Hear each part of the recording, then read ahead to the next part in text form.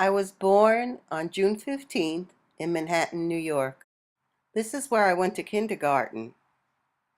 It was my first formal school experience. Back in those days, no one went to preschool. We moved to Long Island when I was 7. Before this time, I really don't remember much of my life, but it was here that I began to love learning. I went to a very competitive high school where I prepared for college. My younger brother is visually impaired. While in high school, I worked at a camp that he attended. That was when I knew I wanted to become a teacher and work with the disabled.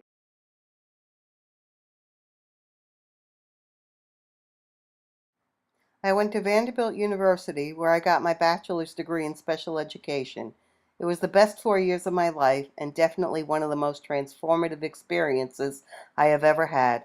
I learned how to teach and how to learn and how to live with other people.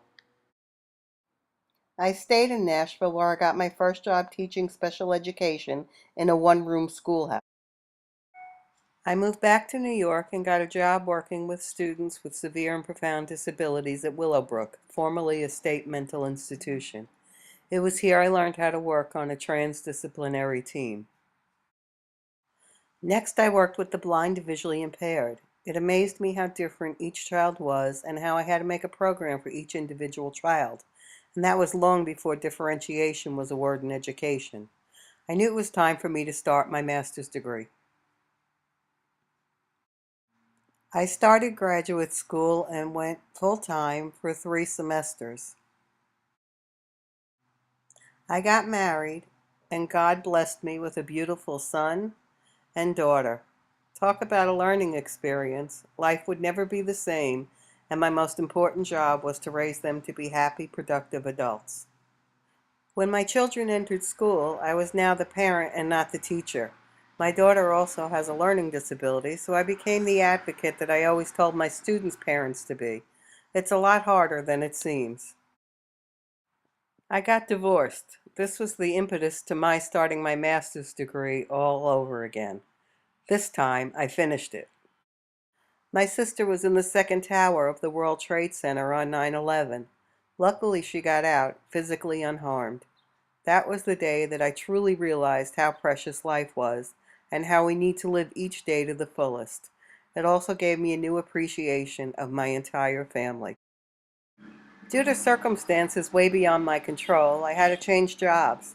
I began working at the Helen Keller National Center where I taught Braille and Sign Language and communication skills to adults with dual sensory impairments. Working there refined skills that I had and taught me many new ones.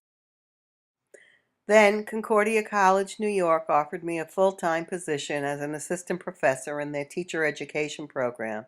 It is the best job anyone could have.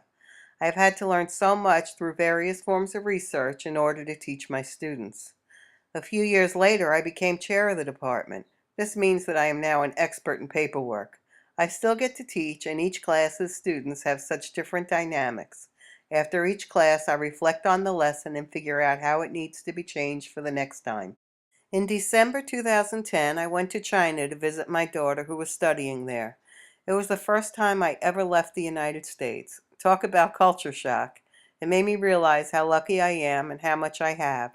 It was a terrific learning experience as we traveled the country. Last May, a colleague and I took 11 students to Vietnam to explore the country and to do some service work with the LCMS World Missions. It was the first time in my life that I ever did any service learning.